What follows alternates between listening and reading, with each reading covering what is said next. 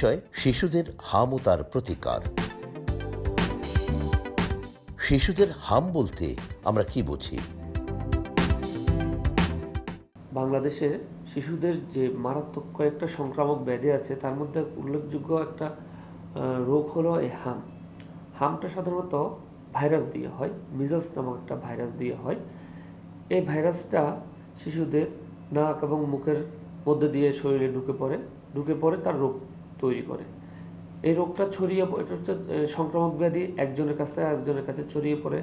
এটা খুব সহজে হাঁচি কাশির মাধ্যমে একজন শিশুর কাছ থেকে আশেপাশে অন্যান্য শিশুদের মধ্যে ছড়িয়ে পড়ে।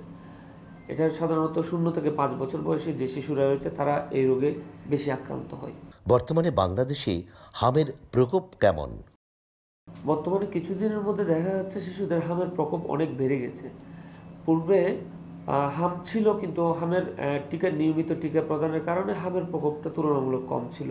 কিন্তু কিছু কিছু সময় দেখা গেলো যে এই প্রকোপটা বেড়ে যায়, বিভিন্ন কারণে হয়। তবে বাংলাদেশে আমরা দেখতে পাচ্ছি এই কিছুদিন ধরে হামের প্রকোপটা অনেক বেড়ে গেছে। হামের কারণগুলো কি কি? হামটা আমরা বলেছি যে হামটা একটা জীবাণু দিয়ে হয়। এটা মূলত হাঁচি কাশির মাধ্যমে ছড়িয়ে পড়ে, একজনের কাছ থেকে আরেকজনের শরীরে ছড়িয়ে পড়ে। এটা যখন কোনো শিশু হামে আক্রান্ত হয় তখন ওর সাথে অন্যান্য শিশুরা যখন ওর সাথে খেলাধুলা করে, একসাথে ওনার সংস্পর্শে আসে, তখন তার মাধ্যমে তার এই জীবাণুগুলো একজনের কাছ থেকে আরেকজনের কাছে ছড়িয়ে পড়ে। তবে এই হামের তীব্রতাটা বেশি হয় বিশেষ করে যে শিশুগুলা পুষ্টিহীনতায় যারা ভোগে, তারা যে শিশুগুলা টিকা নেওয়া থেকে বিরত থাকে, তাদের মধ্যে এই হামের প্রকোপটা অনেক বেশি।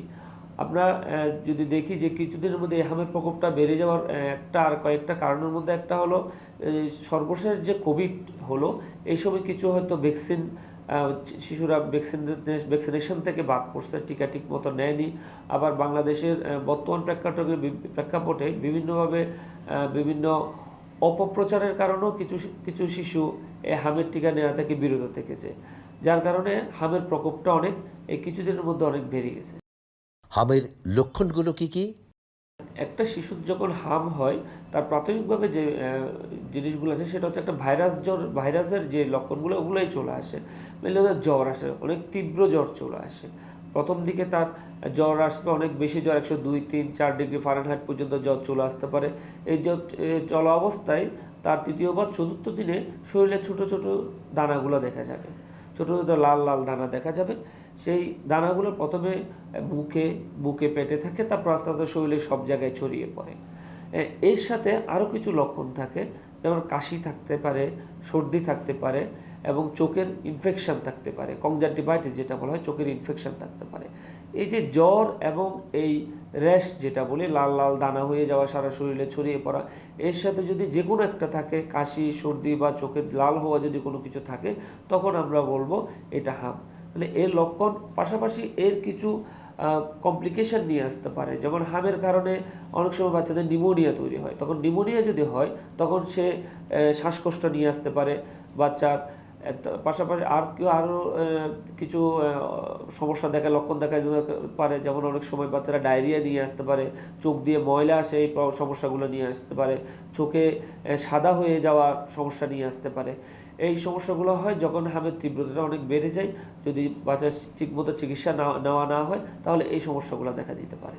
হামের চিকিৎসা পদ্ধতি কি? প্রথমত একটা শিশুর যদি হাম হয়, যদি কখনো যখন মারা এই হাম লক্ষ্য করবেন যে বাচ্চার জ্বর আসছে, জ্বরের তৃতীয় চতুর্থ দিনের দিকে গিয়ে সারা শরীরে যদি কোনো কারণে র্যাশ দেখা যায়, লাল লাল বিচি সারা শরীরে দেখা যায়, ওনার নিকটস্থ স্বাস্থ্যকেন্দ্রে অথবা নিকটস্থ ডাক্তারকে দেখানো দরকার বাচ্চাকে আদৌ এটা হাম কিনা। যদি হাম হয়ে থাকে তাহলে দুইভাবে চিকিৎসা, একটা হচ্ছে ঘরে চিকিৎসা করা যাবে, আর একটা হচ্ছে হসপিটালে নিয়ে চিকিৎসা করতে হবে। ঘরে চিকিৎসা কখন করা যাবে? যদি বাচ্চার কোনো শ্বাসকষ্ট না থাকে, শুধু সর্দি থাকে বা চোখ দিয়ে পানি পড়ে, লাল হওয়া, এই সমস্যাগুলো যদি থাকে, বাচ্চা যদি ঠিকমতো খাওয়া দাওয়া করতে পারে, তাহলে তাকে ঘরে চিকিৎসা করা সম্ভব। ঘরের চিকিৎসা কি? ঘরের চিকিৎসা হচ্ছে আমরা ওর স্পেসিফিক কোনো নির্দিষ্ট কোনো চিকিৎসা নেই, আমরা বলি সাপোর্টিভ চিকিৎসা। মানে ওর যে সমস্যাগুলো হচ্ছে ওগুলোকে আইডেন্টিফাই করে ওগুলোর চিকিৎসা করা। যেমন জ্বরের জন্য তাকে প্যারাসিটামল খাওয়ানো, তাকে পর্যাপ্ত পরিমাণ তরল জাতীয় খাবার খাওয়ানো যাতে সে পানি শূন্য হয়ে না পড়ে, বাচ্চাকে ভিটামিন এ ক্যাপসুল খাওয়ানো। এগুলো চিকিৎসকের কাছে গেলে, স্বাস্থ্যকেন্দ্রে গেলে ওনারা বলে দিবে যে কীভাবে ভিটামিন এ ক্যাপসুলটা কীভাবে খাওয়াতে হয়। তবে বাড়িতে যেটা করতে হবে, পর্যাপ্ত পরিমাণ পানি খাওয়াতে হবে, বাচ্চাকে একটু আলাদা করে রাখতে হবে যাতে অন্যান্য বাচ্চাগুলো ওর থেকে সংক্রমিত না হয়। বিশেষ করে হামের হওয়ার পর থেকে 8 থেকে 10 দিন পর্যন্ত বাচ্চাকে যাতে অন্য বাচ্চার সাথে কম মিশে সেই ব্যাপারটা দেখতে হবে, যাতে তার মাধ্যমে অন্য বাচ্চার মধ্যে ছড়িয়ে না পড়ে। আর যদি কখনো মারা দেখে বাচ্চা যদি খেতে না পারে, বাচ্চা যদি দুর্বল হয়ে যায়, বাচ্চা যদি শ্বাসকষ্ট শুরু হয়, হ্যাঁ, কিংবা কখনো যদি খিঁচুনি হয়, এই জাতীয় কোনো যদি লক্ষণ থাকে তাহলে সাথে সাথে থেকে হাসপাতালে নিয়ে আসতে হবে, ডাক্তারের শরণাপন্ন হতে হবে। চিকিৎসক তখন দেখে সেই হিসেবে তার চিকিৎসা ব্যবস্থা গ্রহণ করবে। হাম প্রতিরোধের উপায় কি? হাম প্রতিরোধের উপায় বর্তমানে বাংলাদেশে যে ইপিআই যে টিকা দেওয়া হয়, যে টিকাগুলো নিয়মিত দেওয়া। ইপিআই ছাড়াও বিভিন্ন সময় হাম ক্যাম্পেইন করা হয়, মিজলস ক্যাম্পেইন হয়, মাঝে মাঝে সারা দেশব্যাপী টিকা দেওয়া হয়। প্রথমে সেই টিকাটা দিতে হবে। টিকা নিয়ে কোনো প্রকার অপপ্রচারের সম্মুখীন হওয়া যাবে না, অপপ্রচারকে বিশ্বাস করা যাবে না।